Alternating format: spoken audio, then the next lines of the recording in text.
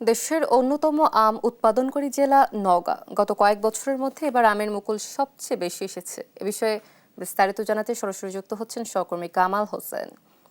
কামাল, এবার আম চাষিরা কেমন ফলন প্রত্যাশা করছেন জানাবেন? অতসী, বিগত কয়েক বছরের তুলনায় এবারে রেকর্ড পরিমাণ মুকুল এসেছে গাছে। গাছগুলো মুকুলের ভারে একেবারে অনেকটা কোনো কোনো বাগান নুয়ে পড়েছে। আম চাষিরা আম মুকুল আসার শুরু থেকেই আম গাছগুলোতে পরিচর্যার কাজে ব্যস্ত আছেন। বিশেষ করে মুকুল যাতে আসে এই জন্য শুরু থেকে গাছে পানি দেওয়া, কীটনাশক প্রয়োগ করা থেকে শুরু করে সব রকম পরিচর্যা করেছেন। ইতিমধ্যে গাছগুলো তো একেবারে মুকুলে পরিপূর্ণ হয়েছে এবং প্রায় 10 থেকে 15% এবং কোনো কোনো বাগানে প্রায় 20 থেকে 25% গাছে গুটি আসতে শুরু করেছে। আশা করা যাচ্ছে হয়তো আগামী 15 দিনের মধ্যে সবগুলো গাছের মুকুল আসে এবং হয়তো গুটিও আসবে। আমি এই যখন যেখানে দাঁড়িয়ে আছি নওগাঁর একটি বাগানে, এই মুহূর্তে বৃষ্টি হচ্ছে। নওগাঁর আকাশে ফোটায় ফোটায় বৃষ্টি হচ্ছে। আকাশ অনেকটা গুমোট ভাব ধরে আছে, আকাশ মেঘাচ্ছন্ন, মেঘে ঢেকে আছে। বৃষ্টির সম্ভাবনা আছে।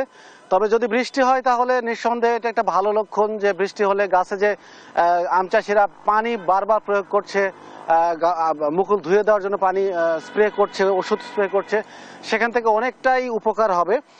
তবে যদি এটা ঝড়ো হওয়ায় রূপান্তর হয়, বিশেষ করে কালবৈশাখী ঝড়ে রূপ লাভ করে, তাহলে সেক্ষেত্রে আমের একটা ব্যাপক ক্ষতি হওয়ার একটা সম্ভাবনা রয়েছে।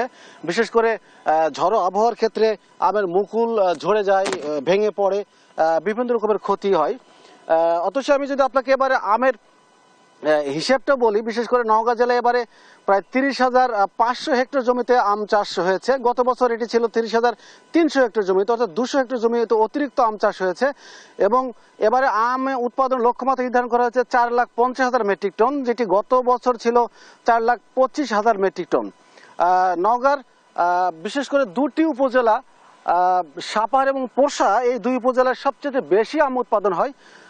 এছাড়া বিশেষ করে ধামুরহাট, বদলগাছি, সাপাহার, নিয়ামতপুরে এই সব উপজেলাতেও মোটামুটি আম উৎপাদন হয়। নওগাঁর ব্র্যান্ডিং আম যদি বলা হয় সেক্ষেত্রে বলা হবে হচ্ছে আম্রপালি আমটা নওগাঁর সবচেয়ে বেশি উৎপাদন হয়ে থাকে। এছাড়া বদলগাছির আরও একটি চমৎকার একটা আম উৎপাদন হয়ে থাকে, সেটা হচ্ছে নাগফজলি।